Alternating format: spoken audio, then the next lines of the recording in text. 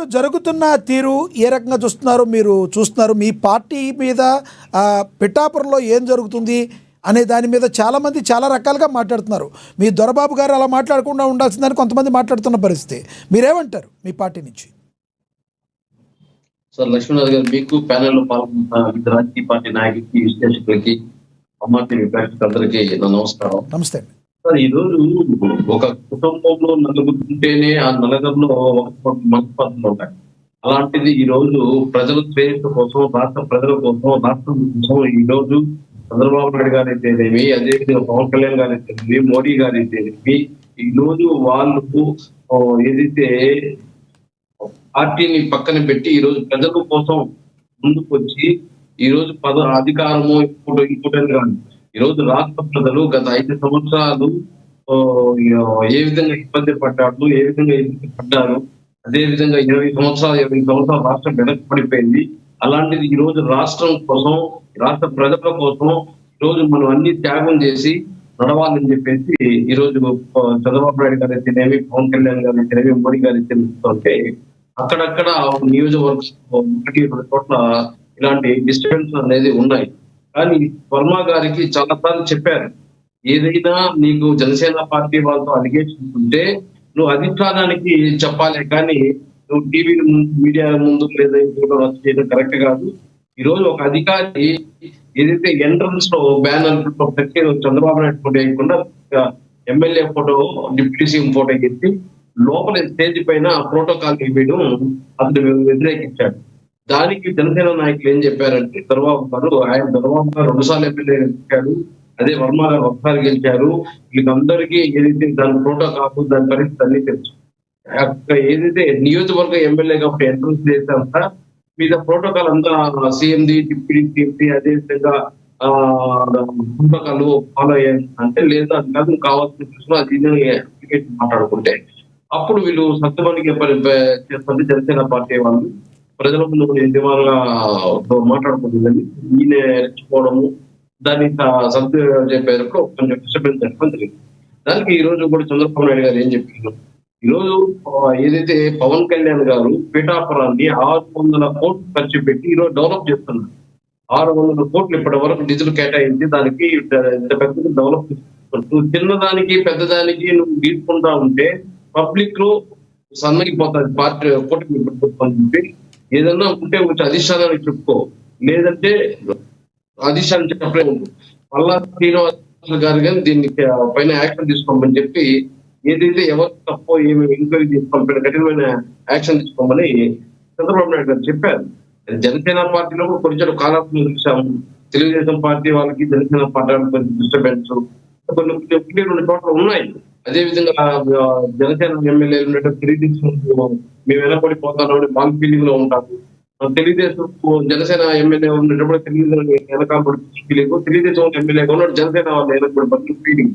ఇవన్నీ పక్కన పెట్టేస్తున్నారు. ఈ రోజు చంద్రబాబు నాయుడు గారు అయితేనేమి, అదే లోకేష్ గారు అయితేనేమి, పవన్ కళ్యాణ్ గారు అయితేనేమి, మోడీ గారు అయితేనేమి, ఇవన్నీ పక్కన పెట్టి రాష్ట్ర ప్రయోజనాలు ఒక్కటే ముఖ్యము, మిగతా అన్ని పక్కన పెట్టాలని చెప్పి పదే చెప్తుంటే 1-2 చోట్ల నాయకులు దాన్ని జీర్ణించుకోలేక ఈ విధంగా ఎదుర్కోవడం జరుగుతుంది. నేను ఖచ్చితంగా అధిష్టానం పైన చర్య తీసుకుంటారు.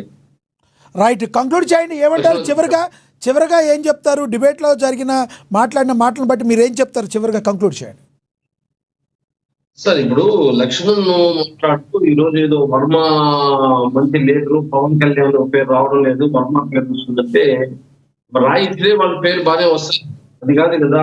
దాన్ని ఈ రోజు 600 కోట్లు ఖర్చు పెట్టి ప్యానెల్ ఎవరన్నా మాట్లాడారా?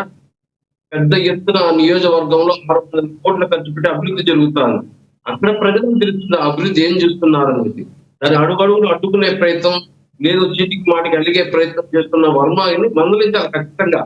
ఎందుకంటే ఈ రోజు ఒకే కుటుంబంలో ఉన్న జగన్మోహన్ రెడ్డి గారు, శర్మిలా గారే ఆస్తుల కోసం విభేదించుకొని రోడ్లు పడ్డారు. మరి అవన్నీ జరగలేదా? దాంతో మాత్రం ఆమె రోడ్డును బట్టి రాలేస్తానని జగన్కి మంచి పేరు లేదు, షర్మిలాకి మంచి పేరు లేదని చెప్పడం లక్ష్మణ్ గారి చెప్పాలి. వర్మని షర్మిలాని ఇద్దరిని రోడ్లో లాగడంటే వాళ్ళకి మంచి పేరు ఉంది, వాళ్ళు రాష్ట్ర వ్యాప్తంగా వాళ్ళు తెలుస్తా ఉన్నారు అంటే అది కరెక్ట్ కాదు. ఏదంటే జగన్ కి తెలుస్తుంది, అదే విధంగా షర్మిలమ్మకు తెలుస్తుంది వాళ్ళ ఇంట్లో పరిస్థితి, వాళ్ళు ఎవరు అన్యాయం చేశారు, ఎవరు అన్యాయం చేయలేదనే విషయం. అదే విధంగా ఆ నియోజకవర్గంలో వర్మ గురించి, దొరబాబు గురించి బాగా తెలుస్తుంది. దొరబాబు ఏదో నాలో ఆయన సైలెంట్ గా ఉండండి, వర్మ వచ్చి రోడ్డు పడి మాట్లాడినంత మాత్రాన ఆయన ఏదో మంచోడు, దొరబాబు మాట్లాడలేదు కాబట్టి ఆయన చట్టం కరెక్ట్ కాదు. రైట్ సార్, మీ అభిప్రాయం అర్థమైంది. ఎస్ కృష్ణాంజలి గారు కంక్లూడ్ చేయండి సార్ ప్లీజ్. ఇప్పుడు లక్ష్మీనాథ్ గారు ఒక నియోజకవర్గంలో, ఆయన పవన్ కళ్యాణ్ నియోజకవర్గం కావచ్చు, ఏదైనా కావచ్చు, నియోజకవర్గంలో మిగతా పార్టీలు కూడా ఉంటాయి, మిత్రపక్షాలు ఉంటాయి, రాజకీయ ప్రత్యర్థులు కూడా ఉంటారు. అందుకని అక్కడ తెలుగుదేశం వాళ్ళు యాక్టివిటీ చేస్తారు, తెలుగుదేశానికి సంబంధించినటువంటి యాక్టివిటీ ఉంటుంది, వర్మ మాట్లాడతారు, పోట్లాడతారు, ప్రభుత్వ అధికారుల మీద కూడా పోట్లాడతారు, తప్పేం కూడా కాదు. అదేవిధంగా బీజేపీ కూడా ఉంటుంది అక్కడ, బీజేపీ వాళ్ళు కూడా మాట్లాడతారు. మాట్లాడకుండా ఎందుకుంటారు? వీళ్ళ వల్ల ఫైనల్ గా జనసేనకు వచ్చే నష్టం ఏమీ లేదు, లాభమే తప్ప. ఏం లాభం? వీళ్ళు ఈ విధంగా పోట్లాడుకొని మంచిగా పనిచేసి ప్రజలకు మేలు చేస్తే రేపు పొద్దున జనసేనకు మరింత ఎక్కువ ఓట్లు వచ్చేదానికి అవకాశం. అవును సార్, ప్రజల తరఫున పోరాడటానికి అక్కడ ఎమ్మెల్యేగా పవన్ కళ్యాణ్ గారు ఉన్నారు, ఆయన దృష్టికి వచ్చినవన్నీ కూడా ఆయన పెడతారు, ఆయన చేస్తారు. ఎమ్మెల్యే గారు పవన్ కళ్యాణ్ గారా వర్మ గారా మీరు అనేది? నేననేది పవన్ కళ్యాణ్ ఉన్నంత మాత్రాన ఆయనే దైవాంశ సంభూతుడు కాదు.